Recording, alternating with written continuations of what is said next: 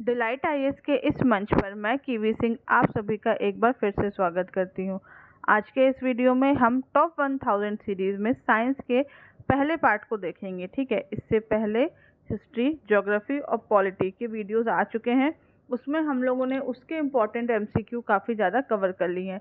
अब इसमें हम आगे साइंस के पार्ट्स आएंगे। इसमें हम साइंस के बारे में फिजिक्स, केमिस्ट्री, बायो, इन तीनों सब्जेक्ट के जो इम्पोर्टेंट क्वेश्चन है वो देखेंगे।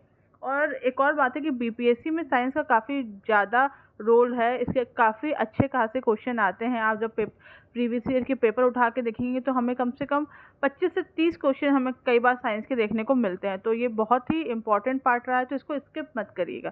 ठीक है, तो चलिए शुरू करते हैं वीडियो और देखते हैं सबसे पहले क्वेश्चन को। इसमें हमें सूची मिलानी है। पहले भौतिक राशियाँ दी गई हैं और इकाइयाँ दी गई हैं। ठीक है, अच्छा, ये इकाई या मात्रा किसे कहते हैं? जो किसी भी भौतिक राशि को नापने के लिए जो एक प्रकार की राशि जिसको हम मानक मान लेते हैं, और उस मानक को हम मात्रक या इकाई या यूनिट कहते हैं। ठीक है, तो इसमें हम देखते हैं सही कौन सा है। सबसे पहले हम देखते हैं, ऊपर दी हुई है भौतिक राशियाँ और नीचे दिया गया है कि कौन कौन सी इकाई है। तो त्वरण की इकाई क्या है इसमें? मीटर पर सेकेंड स्क्वायर।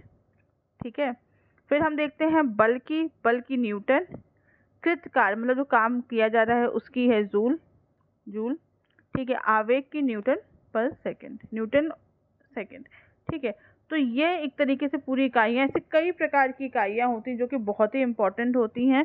ठीक है, और इकाइयों को नाप मतलब ये जो भौतिक राशियाँ हैं उनको मापने की कई प्रकार की पद्धतियाँ होती हैं, जैसे कि सीजीएस पद्धति, एफपीएस पद्धति, एमकेएस पद्धति और एसआई पद्धति, इस प्रकार से होती हैं। और ऐसी जितनी भी फिजिक्स की जितनी भी महत्वपूर्ण चीज़ें होती हैं उन सभी को नापने के लिए इकाइयाँ होती हैं, राशियों को नापने के लिए। जैसे जैसे हम देखें प्रकाश वर्ष एक दूरी की इकाई है। ठीक है, जो कि हम एक वर्ष में तय की गई दूरी को नापते हैं। ठीक है, प्रकाश द्वारा एक वर्ष में जितनी दूरी तय की जाती है उसे हम प्रकाश वर्ष कहते हैं। उसी प्रकार से अन्य इकाइयाँ भी होती हैं। अब देखते हैं नेक्स्ट क्वेश्चन। डॉप्सन इकाई का प्रयोग किया जाता है। ठीक है, इसका सही आंसर क्या है इसमें देखते हैं। 2। ठीक है, स्प्रिंग तो भार के लिए है, बैरोमीटर दाब के लिए है। इस तरीके से है। ठीक है, इस तरीके से अमीटर से हम देखते हैं किसी भी प्रकार के विद्युत परिपथ में प्रवाहित होने वाली विद्युत धारा का मापन किया जाता है। हाइग्रोमीटर से वायुमंडल की आपेक्षिक आर्द्रता को नापते हैं। स्प्रिंग तुला से किसी वस्तु के भार का मापन किया जाता है और बैरोमीटर से वायु दाब नापते हैं। नेक्स्ट क्वेश्चन है, सोनार निम्नलिखित द्वारा प्रयोग में लाया जाता है। किसके द्वारा प्रयोग में लाया जाता है? तो इसका ऑप्शन सही है डी, नौ संचालकों द्वारा। सोनार मतलब है साउंड नेविगेशन एंड रेजिंग का प्रयोग नौ संचालकों द्वारा किया जाता है। इसकी सहायता से महासागर में डूबी हुई वस्तु की स्थिति को जानने के लिए उच्च आवृत्ति की पराश्रय तरंगों को महासागर की गहराई में भेजा जाता है। यह तरंगें उस वस्तु से टकराकर प्रतिध्वनि के रूप में लौट के आती हैं और जिनकी सहायता से महासागर में डूबी हुई वस्तु की वास्तविक स्थिति की हमें जानकारी प्राप्त होती है। ठीक है, इस तरीके से हम प्रयोग करते हैं और ये एक तरीके से पराश्रव्य तरंगें होती हैं। अब देखते हैं नेक्स्ट क्वेश्चन। न्यूटन की गति का पहला नियम किससे जाना जाता है? ठीक है, इसके बारे में हम बताते हैं। तो इसका सही ऑप्शन है बी, जड़ता का नियम। जड़ता का जो नियम होता है, न्यूटन का जो प्रथम नियम है उसे जड़ता का नियम कहा जाता है, जिसके अनुसार प्रत्येक पिंड तब तक अपनी विरामावस्था में रहता है या सरल रेखा में एक समान गति की अवस्था में रहता है जब तक उसमें किसी भी प्रकार का बाह्य बल नहीं लगता जो उसको किसी भी तरीके से उसकी अपने व्यवहार को बदलने के लिए विवश नहीं करता। ठीक है, देखो न्यूटन ने 3 नियम दिए थे जो कि काफ़ी ही इम्पोर्टेंट रहे हैं। ठीक है, जिसको मैंने पहले आपको बताया इनर्शिया का नियम कहलाता है। दूसरा नियम यह है कि किसी वस्तु पर बाह्य बल लगने में उसकी गति में परिवर्तन होता है। ठीक है, और तीसरा नियम यह है कि जब कभी एक वस्तु किसी दूसरी वस्तु पर बल लगाती है तो दूसरी वस्तु भी उसी पहली वस्तु पर बराबर और विपरीत दिशा में बल लगाती। क्रिया प्रतिक्रिया का इसको बल कहा जा सकता है। अब देखते हैं नेक्स्ट क्वेश्चन। गुरुत्वाकर्षण का सिद्धांत किसने दिया था? ठीक है, ये क्वेश्चन है। इसका सही ऑप्शन है ऑप्शन सी, आइजैक न्यूटन। ठीक है, गुरुत्वाकर्षण पदार्थों द्वारा एक दूसरे की ओर आकृष्ट होने की प्रवृत्ति रखती है। सर आइजैक न्यूटन ने गति के 3 नियमों एवं इसके साथ साथ गुरुत्वाकर्षण के सिद्धांत का प्रतिपादन किया है। न्यूटन ने अपनी मौलिक खोजों के आधार पर बताया कि केवल पृथ्वी ही नहीं जबकि विश्व का प्रत्येक कण एक दूसरे के प्रति आकर्षित होता है और कणों के बीच जो ये बल होता है इसी को हम गुरुत्वाकर्षण बल कहते हैं और उसके जो आकर्षण होता है उसको हम गुरुत्वाकर्षण कहते हैं। ठीक है, इस तरीके से ये चलती है। अब देखते हैं नेक्स्ट क्वेश्चन। पेंडुलम घड़ी तीव्र गति से चल सकती है, मतलब ऐसा कब हो सकता है? इसका सही ऑप्शन है ऑप्शन बी, शीतकाल में। शीतकाल में यानी कि विंटर्स में हम देखते हैं कि पेंडुलम जो घड़ी होती है वह शीतकाल में तेजी से चलती है, क्योंकि इसका आवर्त पथ और आवर्त काल घट जाता है, जबकि ग्रीष्म काल में इसका आवर्त पथ और आवर्त काल दोनों ही बढ़ जाता है। इसके फलस्वरूप पेंडुलम घड़ी ग्रीष्म काल में धीरे चलती है और सर्दियों में मतलब इस समय तेज चलती है। क्वेश्चन नंबर 8, वर्षा की बूंद की गोलाकार आकृति का क्या कारण है? तो इसका ऑप्शन सही है बी, पृष्ठ तनाव। ठीक है, किसी दिए गए आयतन के लिए गोलाकार आकृति के पृष्ठ का क्षेत्रफल किसी अन्य आकृतियों के पृष्ठ के क्षेत्रफल से कम होता है। पृष्ठ तनाव के गुण के कारण किसी द्रव की स्वतंत्र पृष्ठ न्यूनतम क्षेत्रफल घेरने का प्रयास करता है, अतः जितने भी ये वर्षा की बूंदें होती हैं वह गोलाकार होती हैं और इसका कारण यही है कि वहाँ पे पृष्ठ तनाव की वजह से ये होता है। अब देखते हैं नेक्स्ट क्वेश्चन। एक केश नली में जल की अपेक्षा एक तरल अधिक ऊंचाई तक चढ़ता है, तो इसका क्या कारण है? मतलब एक केश नली में जल की अपेक्षा एक तरल अधिक ऊंचाई तक चढ़ता है, तो इसका क्या कारण? तो इसका ऑप्शन सही है डी, तरल का पृष्ठ तनाव जल की अपेक्षा ज़्यादा होता है। केश नली में तरल अपने पृष्ठ तनाव के अनुपात से ही चढ़ता है। जिस तरल का पृष्ठ तनाव जितना ज़्यादा होता है उसकी ऊंचाई उतनी ज़्यादा ही होती है और वह उतना ज़्यादा ही चढ़ता है। ठीक है, इसी तरीके से यह पूरी जो प्रक्रिया होती है वह चलती है। अब देखते हैं नेक्स्ट क्वेश्चन। प्रकाश का वेग अधिकतम कहाँ पर होता है? ये हमें बताना है। इसका सही ऑप्शन है निर्वात। ठीक है, इसका सही ऑप्शन है।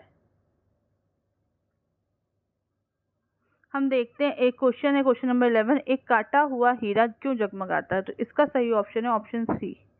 ठीक है, पूर्ण आंतरिक परिवर्तन के कारण हम देखते हैं कि कटा हुआ हीरा जगमगाता है, क्योंकि हीरे का जो अपवर्तनांक होता है वह बहुत ज़्यादा होता है। कितना होता है? 2.42।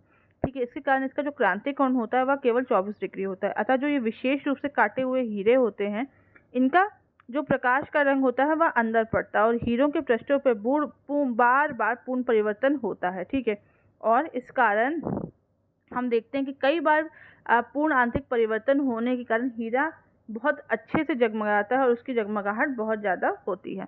अब देखते हैं क्वेश्चन नंबर 12, निम्नलिखित में से किस रंग का सबसे लंबा तरंग दैर्घ्य होता है? तो इसका ऑप्शन है डी, लाल रंग का तरंग दैर्घ्य सबसे ज़्यादा होता है। कितना होता है? 7.5 × 10⁻⁻5। सबसे कम किसका होता है वह होता है बैगनी रंग का, यानी कि उसका होता है 4 × 10⁻⁻5। ठीक है, अगर हम इसका देखें तो ये किस तरीके से पूरा जो तो विबग्योर WIBGYOR,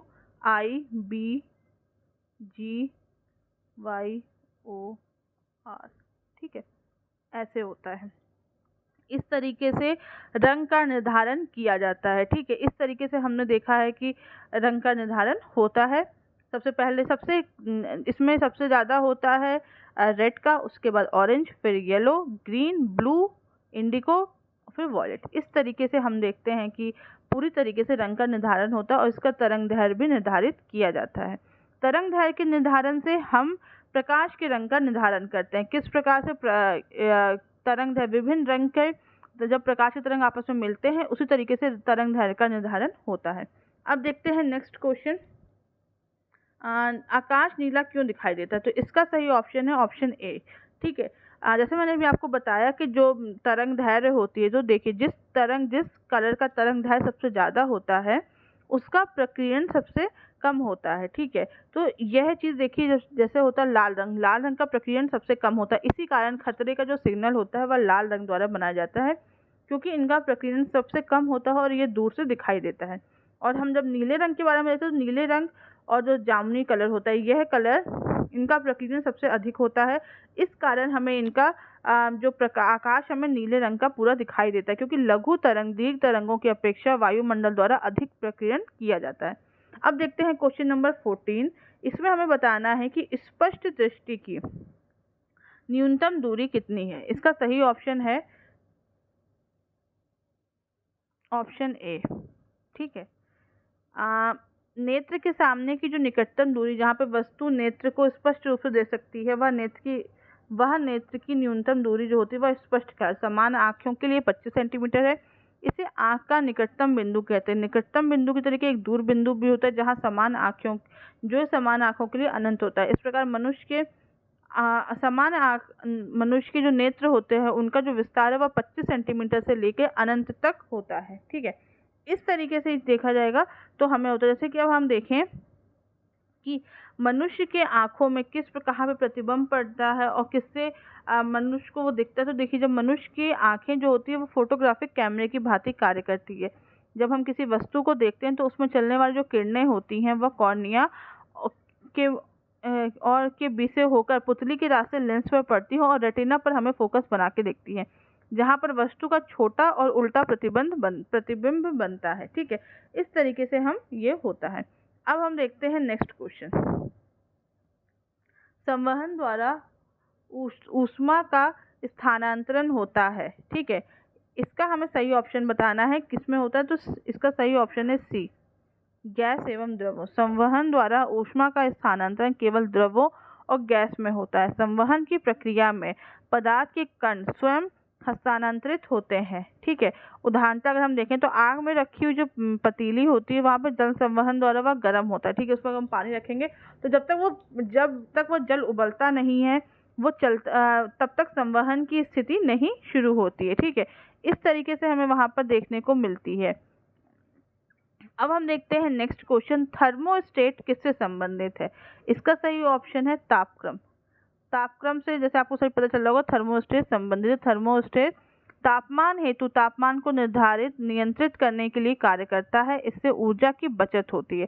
थर्मोस्टेट एक यंत्र है जो किसी निकाय के तापमान को स्वनियंत्रित करता है। ठीक है।